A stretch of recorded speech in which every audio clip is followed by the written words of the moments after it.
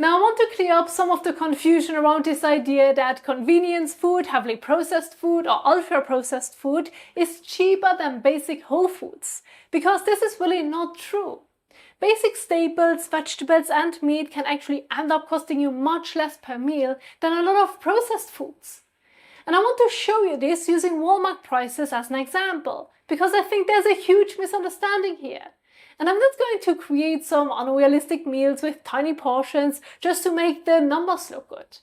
I am using normal portions here and putting together actual meals that you could very easily recreate at home. So first I just want to show you what some of these foods actually cost. And I'm putting the exact package sizes and prices on the screen here so you can see what I'm basing this on.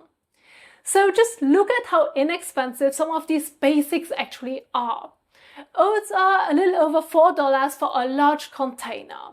A gallon of milk is just over $3, and bananas are around 50 cents per pound. Then you have your basic staples. A huge 20-pound bag of rice is only around $11.50, and a 10-pound bag of potatoes is just under $5. Even the vegetables don't suddenly make the meal expensive. You can get a frozen mix with broccoli, cauliflower and carrots just for over $1 a bag. And then when you get to the meat, chicken is still very affordable. Chicken breast is around $2.25 per pound, and thighs can actually be under $2 per pound. Tilapia and minced pork are both around $4 per pound. So even there you have some variety without spending a fortune.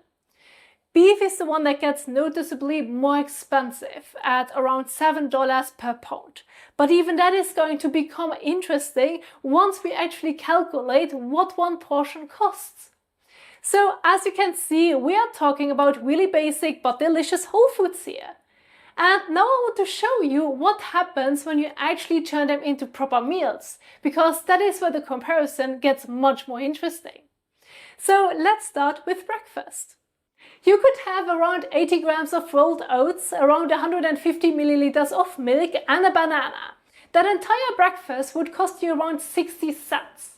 Then for lunch, you could have 150 grams of chicken breast, 75 grams of dry rice, and 200 grams of that frozen vegetable mix with broccoli, cauliflower and carrots. And the entire meal comes to around $1.51 per person. And when I say $1.51, this is an actual plate of food.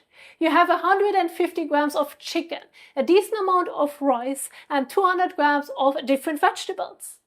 I'm not leaving half the meal out of the calculation. And obviously, you don't have to eat rice every time either. You could take the same chicken and vegetables and have potatoes with it instead, because those are extremely cheap too.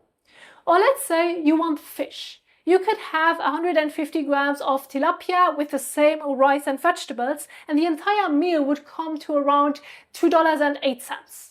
You could use minced pork instead and end up at almost exactly the same price. And you could even use minced beef. Now, minced beef is quite a bit more expensive, to be fair, especially if you want to eat it often. But even then, the entire meal with 150 grams of beef, rice and 200 grams of vegetables comes to around $3.17. So yes, the beef version costs more, but considering you have the entire meal in front of you, $3.70 is still not expensive. And obviously, I'm not saying you have to eat exactly these foods every single day. You can swap the rice with potatoes. You can have eggs sometimes. You can change the vegetables. You can buy whatever food is cheap or in season. You need some cooking oil, herbs or salt depending on how you want to prepare your food. Maybe your portions are a little bit larger too. So sure, your actual day might come to $5, $6 or $7 instead. But you can still eat a lot of basic food for that amount of money. Because just using the meals I showed you here, you could have oats, milk and a banana for breakfast for around 60 cents, chicken, rice and vegetables for lunch for around $1.51, and fish, rice and vegetables for dinner for around $2.08. That is only around $4.20 for the core food for the entire day. And this is really where I have to say that the idea that heavily processed or ultra-processed food is automatically cheaper starts falling apart. Because one of my subscribers brought up a frozen pizza the other day when I was talking about the middle class ending up unknowingly eating a lot of processed food. So let's actually use that example. A Red Baron frozen pepperoni pizza at Walmart is around $4.82 for roughly the same amount of money. But I just showed you the amount of food used for an entire day here. Oats, milk and a banana in the morning, chicken with rice and mixed vegetables for lunch, and fish with rice and vegetables for dinner. And there's another big part of this comparison that gets ignored all the time. People will say, well, I can buy instant noodles for 50 cents. Yes, you can, but then we have to compare the same thing.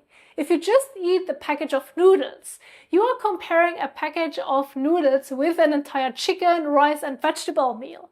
Those are not equivalent meals.